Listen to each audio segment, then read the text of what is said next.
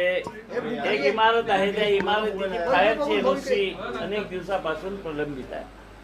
आता त्या फायरच्या एनओसी साठी मी फायर अधिकाऱ्याला जवळपास 6 महिने आधी फोन केला होता आणि त्या फायर अधिकाऱ्यांनी ते संबंधित माझ्याकडे लोक आले होते, त्यांना एका दलालाकडे पाठवलं. आता लोकांना आपलं काम होण्याशी मतलब राहते, परंतु त्या दलालाने त्यांना झुलवलं, काम नाही केलं, तर ते पुन्हा माझ्याकडे आले. मी त्यांना विचारलं की तुम्ही 6 महिने माझ्याकडे का नाही आले, तर त्यांनी सांगितलं साहेब तुम्ही फोन केल्यानंतर आम्ही या दलालाच्या मार्फत प्रयत्न केले, परंतु अजून तिथे पुढे सरकलं नाही. तर मग मला माहिती करायचं की हा दलाल कोण आहे, म्हणून मी याला एका कार्यकर्त्याला फोन लावायला सांगितलं आणि की असेच आमचं काम करायचं आहे. तर त्यावर त्यांनी संभाषण दिलं की नागपुरातल्या सगळ्या मोठ्या लोकांचे एडीटीपी फायरचे कामं मीच करून देतो आणि हे काम मी तुमचं करून देईल आणि कुठलंही अडचणीचं काम असलं न होणारं ते सुद्धा मी करून देतो.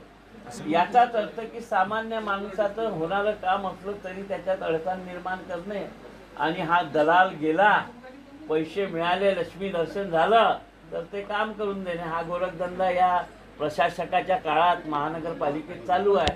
त्याची ऑडिओ क्लिप आहे. मी याची पोलीसमध्ये तक्रार करणार आहे.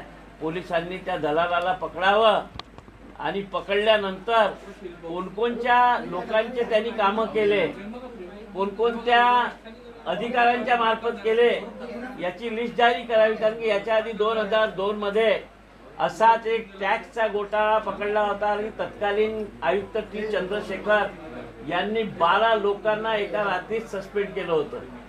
असाच घोटाळा होता.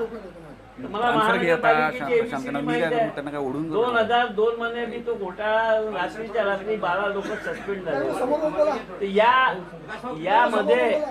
यामध्ये सुद्धा या ऑडिओ क्लिप मध्ये ज्या व्यक्तीचं संभाषण आहे त्याच्यावर गुन्हा दाखल करावा, त्याच्याकडनं माहिती करावी की भैया तू म्हणून झाला नागपुरातल्या सगळ्या मोठ्या लोकांचं, किती मोठ्या लोकांचं काम केलं, मग कोणत्या अधिकाऱ्याच्या मार्फत काम केलं, मग ते काम अडचणीचं होतं का एकदम की होणारं होतं तरी तू त्यांच्याकडनं पैसे उकळले, असे अनेक प्रश्न निर्माण होतील. ही एक ऑडिओ आहे, अनेक व्हिडिओ सुद्धा मी काही दिवसांनी तुम्हाला दाखवणार आहे. विकासजी, या ऑडिओमध्ये एक अण्णावाचा उल्लेख येतो आहे आणि कोणत्या विभागात हे काम करण्याकरता ही संपूर्ण चर्चा सुरू होती काय? ही तो सांगतोय ना, तुम्ही ऐकलं ना, तो सांगतो टाउन प्लॅनिंग आणि फायर विभाग हे सगळं मीच करतो.